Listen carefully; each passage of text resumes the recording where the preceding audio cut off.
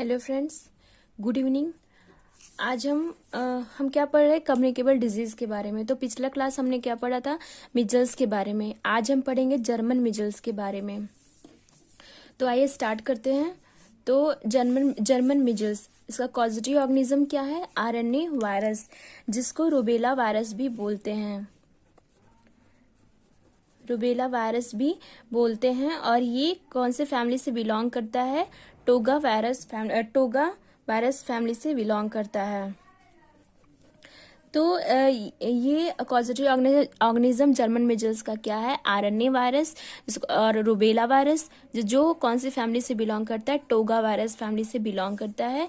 इसका incubation period क्या है? 14 से 21 दिन। इंक्यूबेशन पीरियड 14 से 21 दिन है। कम्युनिकेबल पीरियड क्या होता है, जिसको इन्फेक्टिव पीरियड भी बोलते हैं? तो 7 दिन, 7 days before and 7 days after, 7 days before and 7 days after appearing the rashes. जो रैसेस अपियर होते हैं ये उसके 7 दिन पहले और 7 दिन तक ये ज़्यादा इसके अंदर पॉसिबिलिटी होती है पर्सन को इन्फेक्टेड करने की। तो कम्युनिकेबल पीरियड क्या होता है जर्मन मिजल्स का? 7 दिन पहले और 7 दिन बाद। फिर आइसोलेशन क्या होता है? आइसोलेशन, इसको 1 हफ्ते के लिए, 7 डेज के लिए इसको आइसोलेट करके रखेंगे पेशेंट को। उसके बाद एज, कौन से एज को ये सबसे ज़्यादा इन्फेक्टेड करता है? 3 to 10 years of the age को ये ज़्यादा इफेक्टेड करता है। 3 से 10 साल तक के जो बच्चे हैं उनमें ज़्यादा पॉसिबिलिटी होती है जर्मन मिजल्स की। और सीजन क्या होता है? विंटर सीजन में ये ज़्यादा पॉसिबिलिटी होती है जर्मन मिजल्स होने की। और रूट ऑफ ट्रांसमिशन क्या है? Respiratory route of transmission respiratory होता है। और सांस के थ्रू। मोड ऑफ ट्रांसमिशन क्या होता है? Droplet in nuclear droplet infection by sneezing और कफिंग। खांसते और छींकते समय इसमें ज़्यादा पॉसिबिलिटी होती है एक इंसान से दूसरे इंसान में जाने की। तो अब नेक्स्ट देखते हैं कॉन्जेनाइटल रुबेला। तो कॉन्जेनाइटल रुबेला क्या होता है कि जो अगर कोई वुमेन जो है वो प्रेग्नेंट है और उस प्रेगनेंसी के दौरान, जेस्टेशनल पीरियड के दौरान उसको ये इन्फेक्शन हो जाता है, रुबेला इन्फेक्शन हो जाता है, तो उसके बच्चे में क्या क्या साइन एंड सिम्टम्स देखने को मिलेंगे? तो आइए देखते हैं क्या है इन्फेक्शन ड्यूरिंग इंट्रायूट्राइन लाइफ। तो क्या क्या सिम्टम्स देखने को मिलेंगे? कैटरेक्ट देखने को मिलेगा। कैटरेक्ट और क्या? डीफनेस और पीडीए। तो कैटरेक्ट क्या होता है कि आई के अंदर जो प्रोटीन होता है वो उसमें क्लाउडनेस आ जाता है। जो प्रोटीन होता है उसमें क्लाउडीनेस आ जाता है, जिसके वजह से ब्लड दिखने लगता है। तो उसको कैटरेक्ट कहते हैं। तो कैटरेक्ट क्या होता है? जो प्रोटीन होता है आई में उसमें क्लाउडनेस आ जाता है, जिसकी वजह से ब्लड दिखने लगता है। और इंडिया में ब्लाइंडनेस का सबसे ज्यादा कॉजेज क्या होता है? कैटरेक्ट ही है। तो सबसे most common causes of blindness in India क्या है? कैटरेक्ट। तो मोस्ट मैं यहाँ लिख देती हूँ,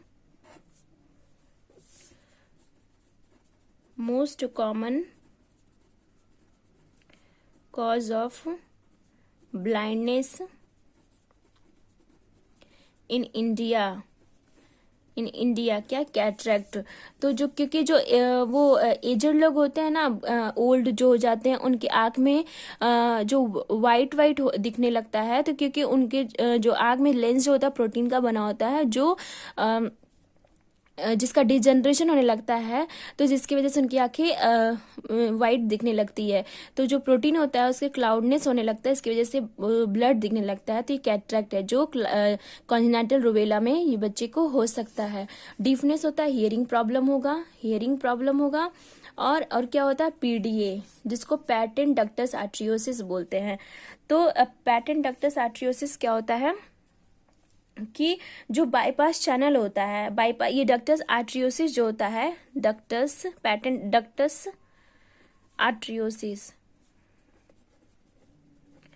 आर्ट्रियोसिस, ये जो होता है ये बाईपास चैनल होता है जो पल्मोनरी आर्टरी और किसके अंदर, डिसेंडिंग एओर्टा के बीच में होता है। पल्मोनरी आर्टरी और डिसेंडिंग एओर्टा के बीच में होता है, जिसके वजह से वैसे तीन बाईपास चैनल होते हैं। क्या क्या? फोरामेन ओवल डक्टस वेनोसिस और डक्टस आर्ट्रियोसिस। तो foramen ovale ductus venosus, ductus arteriosus. तो नॉर्मली क्या होता है कि जो उसमें से जो डक्टस आर्ट्रियोसिस होता है वो नॉर्मली बाद में क्लोज हो जाता है। तो पीडीएम क्या होता है कि ये क्लोज नहीं हो पाता है, तो जिसकी वजह से ही डक्टस आर्ट्रियोसिस पीडीए हो जाता है, पैटेंट डक्टस आर्ट्रियोसिस। समझ में आया आपको? जो 3 चैनल होते हैं इंट्रायूट्राइन लाइफ के, during intrauterine life, foramen ovale, ductus arteriosus और डक्टस वेनोसिस, जिसमें से डक्टस आर्ट्रियोसिस जो होता है वो बाद में क्लोज हो जाता है। लेकिन यहाँ पे क्या हो रहा है कि वो डक्टस आर्ट्रियोसिस बाद में क्लोज नहीं हो रहा है, तो जिसकी वजह से ये पीरियड पैटर्न डक्टस आर्ट्रियोसिस हो जा रहा है बच्चे को। ये एक कार्डिक डिसऑर्डर है। तो इतना आपको समझ में आया कि कॉन्जेनिटल रूबेला अगर intrauterine infection during intrauterine life हो जा रहा है तो क्या क्या बच्चे में सिम्टम्स ये कॉम्प्लिकेशन दिख सकते हैं। कैटरेक्ट हो सकता है, डीफनेस हो सकता है और पीडीए हो सकता है, पैटेंट डक्टस आर्ट्रियोसिस। आइए अब देखते हैं नेक्स्ट साइन एंड सिम्टम्स। तो साइन एंड सिम्टम्स भी इसमें भी ये फेजेस में डिवाइडेड है, प्रीरेप्टिव फेज एंड इरेप्टिव फेज। तो प्रीरेप्टिव फेज में क्या होता है कि फीवर होगा, कफ होगा, कॉरिजा होगा, फीवर, कफ एंड कॉरिजा। तो कॉरिजा क्या होता है कि फीवर होगा, कॉरिजा कफिंग होगा। कॉरिजा क्या होता है कि inflammation of mucus lining of nose and respiratory tract. मैंने पिछले क्लास में भी बताया था, मिजल्स में भी। तो इसमें क्या होता है कि जो म्यूकस लाइनिंग होता है, म्यूकस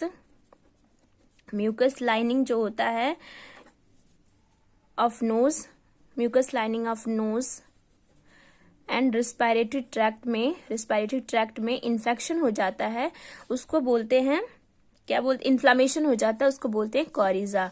अब लिम्फेडिनोपैथी क्या होता है, ये भी प्रीरेप्टिव फेज में जर्मन मिजल्स के प्रीरेप्टिव फेज में ये साइन एंड सिम्टम्स देखने को मिलता है, लिम्फेडिनोपैथी। तो लिम्फेडिनोपैथी क्या होता है कि जो पोस्ट ऑरिक्यूलर और पोस्टीरियर